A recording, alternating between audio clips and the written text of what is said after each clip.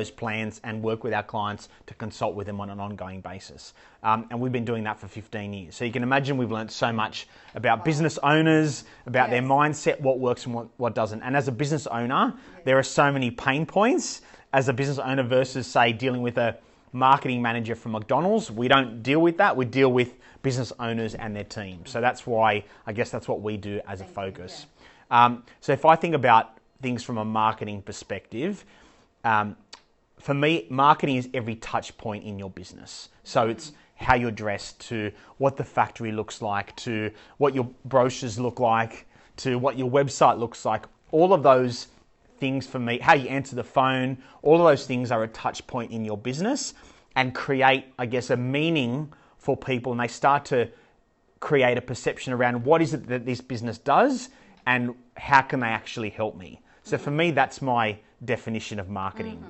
So when we talk marketing and that perception that we create, I always go back to the basics of marketing, which is positioning, and I'll explain what that means. So we live in such an over-communicated society, right? Everyone's so busy with their phones, social media, emails, it's lots of clutter. So it's over-communicated. So we always say to our clients, you need to find a way to communicate what you do as a business in a really clear and simple way and position your brand, furniture, in the minds of your customers and clients where there's the least amount of competition. Because marketing for me is a battle of of the mind, correct, right? So that's the key bit. So we need to make sure as a business for you guys, furniture, how do you position your business and your brand in the minds of your existing customers and potential customers that is different to the competition. And we'll talk a little bit about your specific circumstances in terms of your competition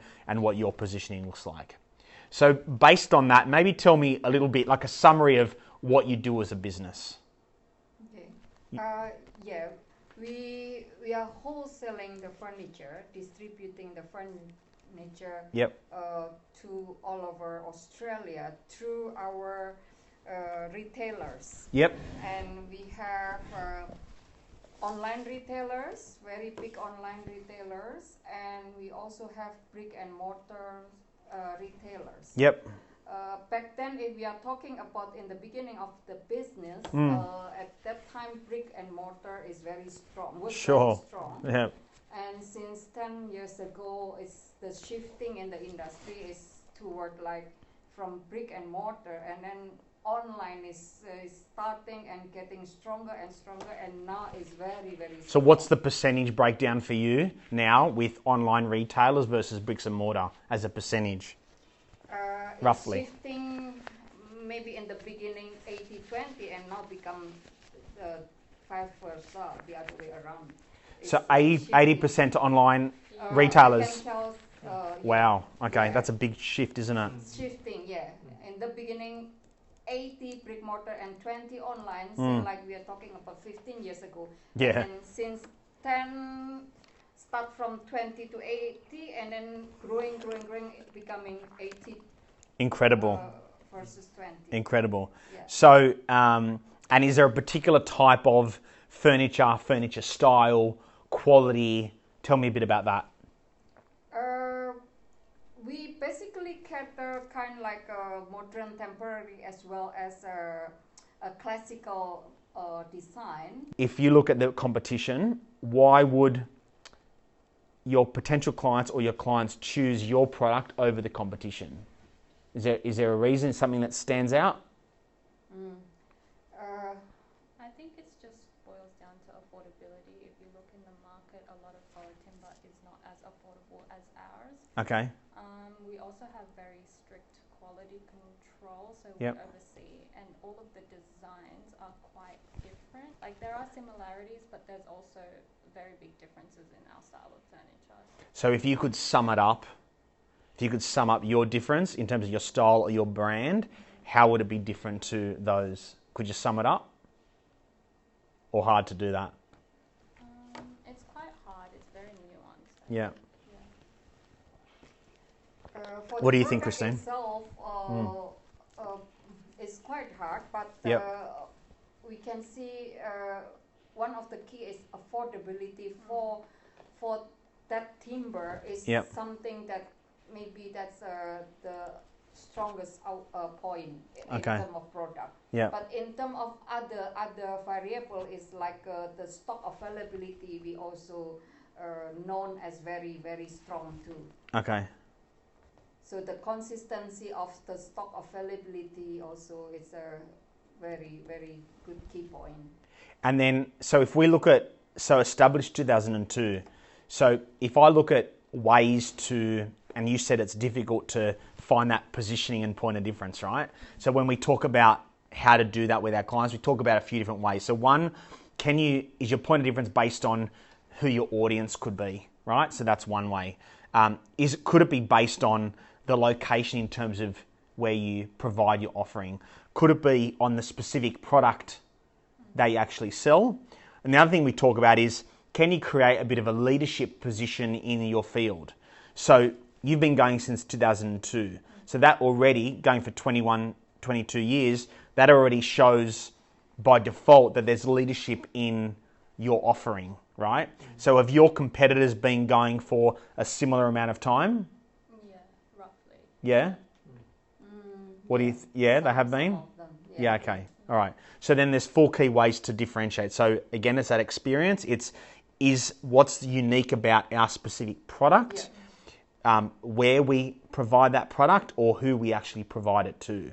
So have a think about, though, and we don't have to come up with an answer now, but have a think about, and I can see Sam's probably making some notes, have a think about those 4 key areas and how we can differentiate on those and then communicate that point of difference. Does that make sense? Yeah.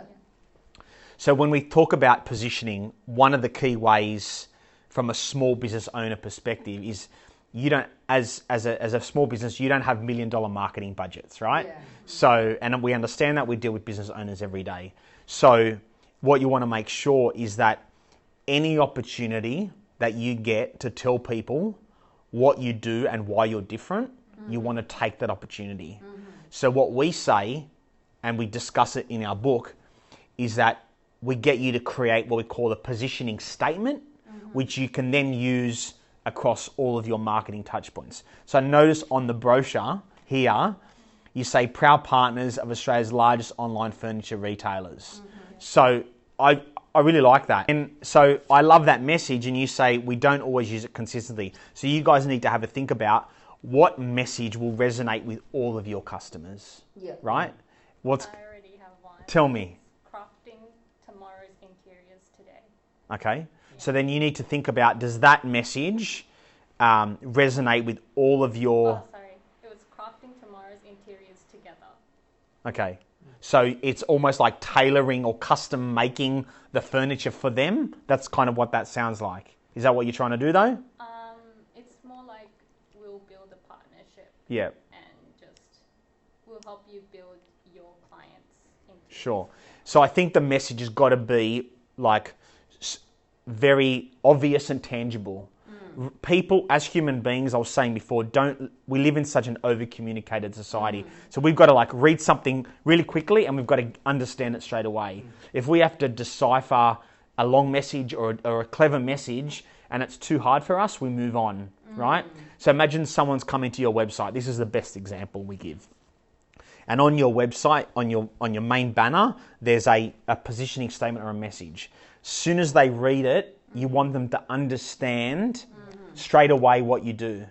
Because then if they go to and we spoke about the competition, right? If they go then to your competitor's website and the competitor's website is super obvious, if they had a choice, and we're all consumers as well, when we look at 2 things and we want a choice, we'll go with the one that we understand straight away. I understand. We don't have time to decipher. We know we're easy. We pick the phone up and we make a call, right?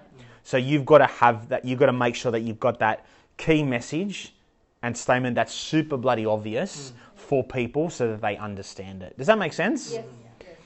And then the key bit about the next part is that for me, there's 4 ways to get your marketing right. One, it's to find that point of difference, which we just tried to speak about.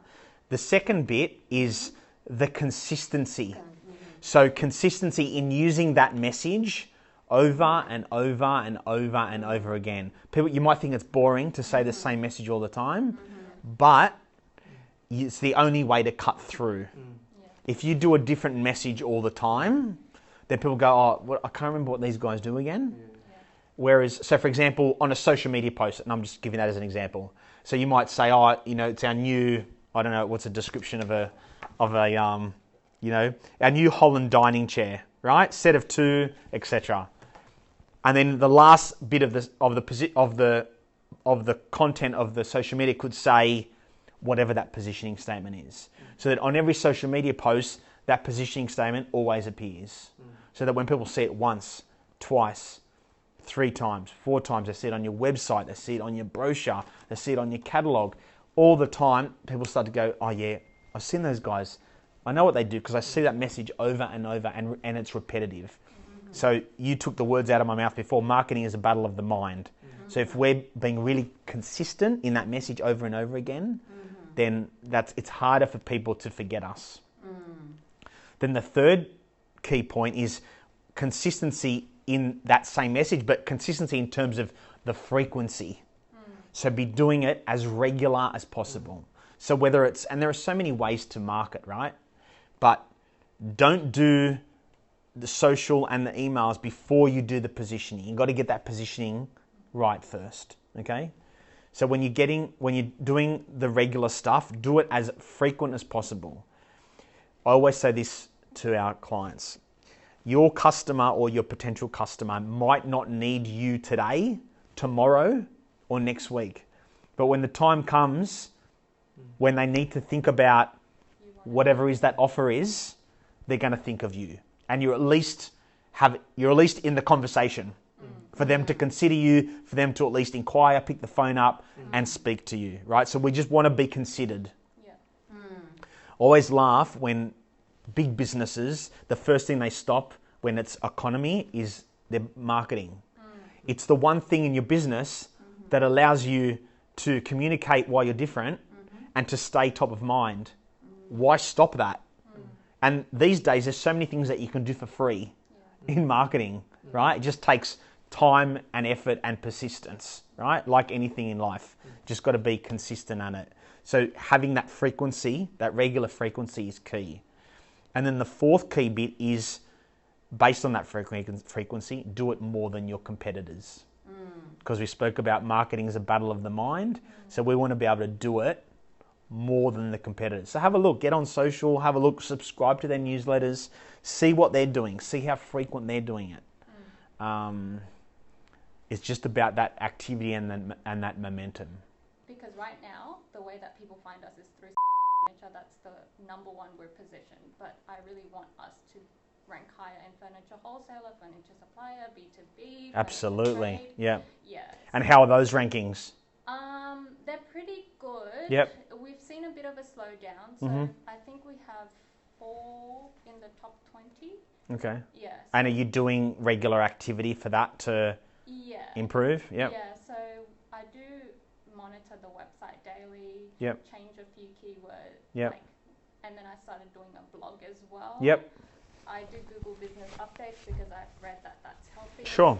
I'm trying to study geotags for Google business, the images, so that you can rank higher on heat maps. That's also something that I'm working on. Sure. Yeah, so it never ends, right? It never ends. It's every day, all the time, because you're fighting for it. And I never realized that your position changes every single day. Yep. Yeah. Yep. And it's that consistency bit, right? So just doing constant. So you're doing the behind the scenes great. That's awesome. You need to do in front of the customer stuff regular as well. So whether it's the social, the socials, it's free. You just got it's just time, right? Yeah. So the social stuff, the email stuff. Remember, they might not need you today, tomorrow, next week, but when the time comes, you want to be top of mind. So don't be scared. And this is a fear factor that a lot of small businesses have. They're scared to over communicate because they think that their clients will think that they're spamming them or that they email too much. Who cares? If they don't want you, they can just delete you, right? Because when the time comes when they need you, they're going to remember you because you've been annoying. That's good. They're going to remember you, right? So that's really important. So if we look at all the marketing bits, so have you ever tried like AdWords or anything like that? Google Ads? Yeah. Oh, yeah, we do Google Yep. ads as well. And how does that work? Do you feel like that's effective or hard to measure? It's a bit hard to measure. Yeah, okay. Yeah. And how many inquiries do you think you get every week, every month, roughly? Either by phone or by email or... I can hope for. Probably once a week. People Okay. and it's more interior. And so again, so if we look at, so one of the ways to position you differently is to think about, can you focus on an audience? So because your wholesaler client, the retailer is a very different mindset to an interior designer. Yeah.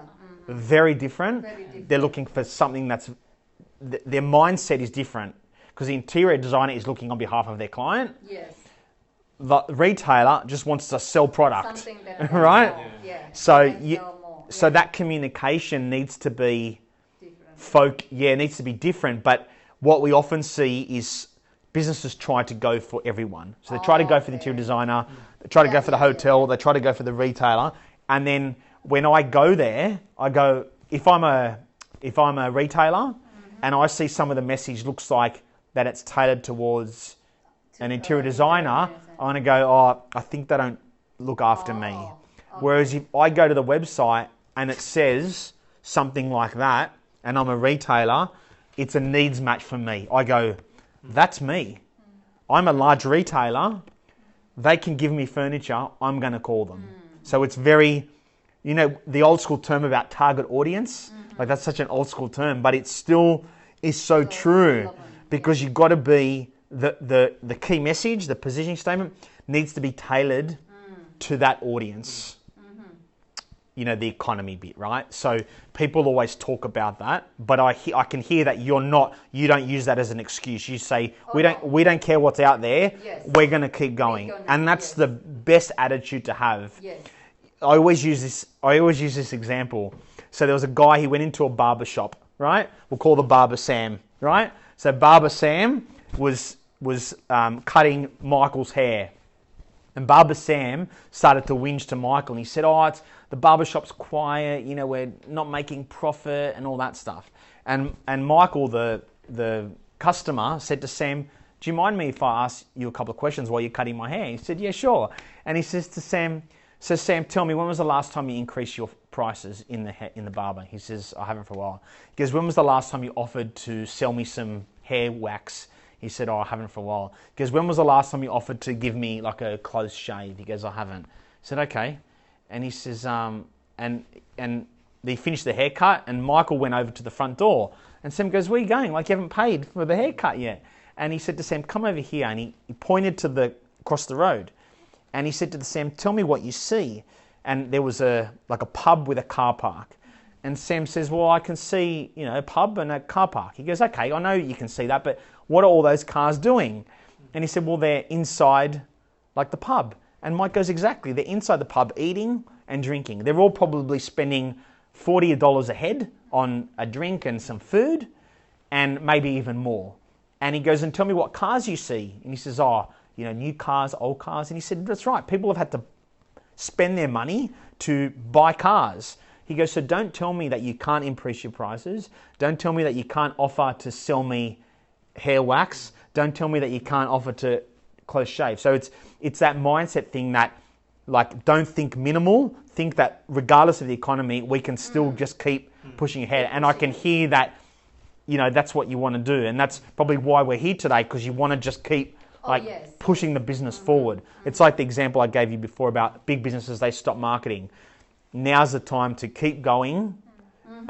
When everyone's kind of tapered back, now's the time to be proactive. So when the time comes they want to spend, they spend with you.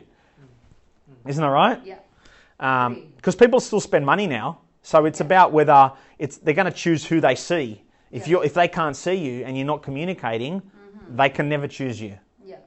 Agree. Okay, cool.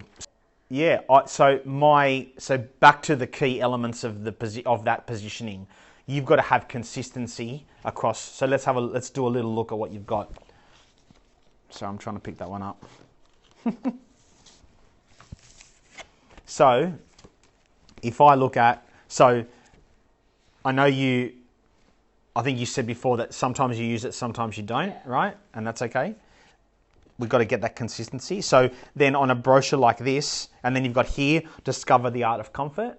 And then you've got the other message about creating the together or whatever, right? So we want to make sure that we have one message. On that, same message. Choose one that that's spot on, that's obvious, be obvious, and be obvious to your audience so that they can understand and they know that you're going to be there for them. So in that message, if you can talk about your level of experience, so doing this for over 20 years, right? If you can talk about the fact that you do, so let's break it down. Can I write on this one? Yeah. So I'll tell you what I love about this one. You say Australia. That already says that we're good at what we do because we do Australia-wide, right? So that's great. I love this because you say you've said who your audience is. You've said large on-road retailers, furniture retailers. So you said who your audience is. So that's too good. So I think like you could make it shorter. You could just say partnering with Australia's largest online furniture retailers. Or even if you don't want to say largest, partnering with Australia's online furniture retailers. Because then that way you're not, if you feel like you're excluding the smaller retailers, which I think you made a comment about before, then don't say that. Say partnering with Australia's largest online retailers. Online furniture, partnering, I'm reading upside down, partnering with Australia's online furniture retailers. Do you get that, Sam? Yeah. So a bit more concise. How many words is that? Partnering with Australia's online furniture retailers. 7 words? 6 words? 6 words. Perfect. So imagine you had that message, across here, on the emails, on your email signatures, on your business cards, on your website. Like, imagine that first banner when people go to furniture.com.au. Oh, actually, that's what I wanted to talk about, the domain name. They see the website on the banner, it's that message again. They go, bang, that's what I'm looking for. Let's call them. I think what you need to do is you need to have, because if all of your customers are in Australia, which they are, that's what your focus is on, I think the domain name they need to see when they're on the site, when they're on Google, when they're wherever, it needs to say .com.au. So that they feel like, okay, because you don't want them for a second to think, oh, this is not an Australian company. So if you can somehow speak to your IT guys, I know all that stuff's like painful, right? With all the domain names and all the GoDaddy, but if you can get it just all .com.au and have the content on there, I think that's very important.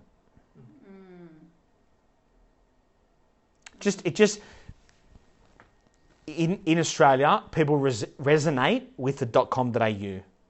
That's just how we are as humans, right? So we want to know that, like, I want to know that you're here in Australia and I can call you, right? That mindset. So that's my advice when it comes to that. Okay, thank you. That's right. We will discuss and think about that. So the positioning, so consistency in the positioning. So I've given you an example of what that could be. Yeah. That's important. Communicate that over and over again. So when you're doing a social media post, for example, put it, as the last line of every post. Put it on your website banner. Use it in the first line of content on your website when you're on your website copy. Use it in your business description on your socials. Just be consistent and use that everywhere. On your business card, on your email signatures. If you've got a brochure on this catalogue, when you go and speak to people, that verbal consistency as well. What do? We provide, we partner with Australia's furniture retailers. Okay, cool. People know straight away what that means, right? Did I say it right? Partnering with Australia's, we partner with Australia's online furniture retailers. Okay, cool.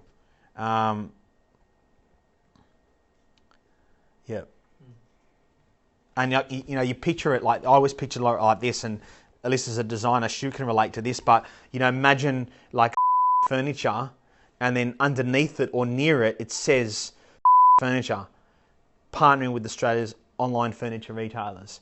People see that, they get it straight away. So it's so simple, and they go, oh yeah, I understand what you do. If they read that, they wouldn't understand. Okay. They'd go, I don't know what that means. Okay. Discover the art of comfort. Okay. So yeah, it has to be consistent.